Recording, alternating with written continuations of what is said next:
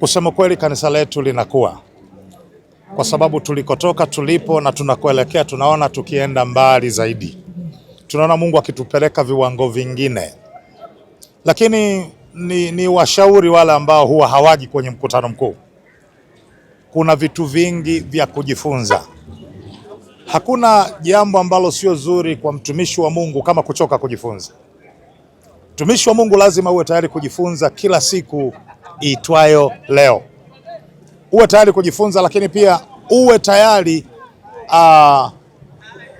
uwe tayari kusimama na imani yako. Uwe tayari kusimama na imani yako. Kwenye hii dunia kila mtu ana imani yake. Ya kwetu sisi ni Tanzania Assemblies of God. Imani ambayo tunajivunia. Imani ambayo imetulea, imetukuza, lakini si hivyo tu. Inafundisha kweli ya Mungu. Inafundisha kweli ya Mungu. Na ninaamini baada ya miaka 2-3 ijayo mbele tutakuwa tuko mbali zaidi ya hapa. Kwa sababu Mungu anasema kwenye kitabu cha Mithali 23:7, aonavyo mtu nafsini mwake ndivyo alivyo. Kwa sababu mimi ni Mtanzania Assemblies of God. Ninavyoiona Tanzania Assemblies of God kwa sasa ilipo, basi tunaenda mbali zaidi. Na kwa kweli Mungu ambariki sana baba yetu, askofu wetu mkuu Daktari Barnabas Weston Mtokambali. Amekuwa baraka sana. Toka amechukua nafasi hii ya uongozi, naona hatuendi kwa mwendo wa kutembea, tunaenda kwa mwendo wa kukimbia. Ninamshukuru Mungu kunipa kibali cha kuwepo kwenye mkutano huu wa siku ya leo ya mapokezi, na matarajio ni makubwa. Ninamshukuru Mungu kwamba nitatoka nikiwa nimebadilika, nikiwa nimetoka hatua moja kwenda nyingine, lakini pia ile kukutana tu na watu, kushare idea, bado ni jambo la kumtukuza Mungu. Kwa kweli ninamshukuru Mungu, na ningependa kuambia wale ambao hawajaja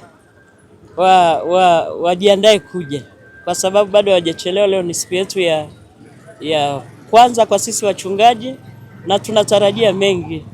Tuko katikati ya miaka 13 ya moto wa uamsho.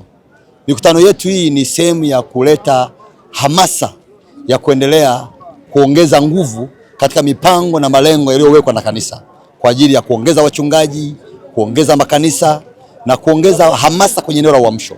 Kwa hiyo matarajio ya mkutano huu ni kwamba askofu wetu mkuu anao moyo mkubwa kuona kanisa linafanya kila ambacho Mungu ametutuma tufanye. Kwa hiyo tunatarajia mkutano huu utaleta hamasa kubwa zaidi ya kule tulikotoka na kule tunakoelekea.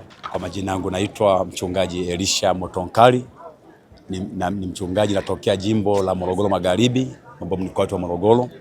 Kwa kweli namshukuru Mungu, ni mkutano wangu kama wa 6 kuhudhuria tangu niwe mchungaji, lakini mkutano umekuwa ni wa pekee sana, maana mpaka leo ambapo bado kuna siku 3 mbele, kwa kweli watu ni wengi sana, na matarajio yetu kwa kweli yani makubwa sana, kulingana pia na ambavyo Mungu ameweza kumponya hata baba yetu askofu mkuu, amempa uzima. Kwa kweli tuna hamasa kubwa na tunatarajia kupata vitu vikubwa sana kama ilivyo agenda yetu ni uamsho.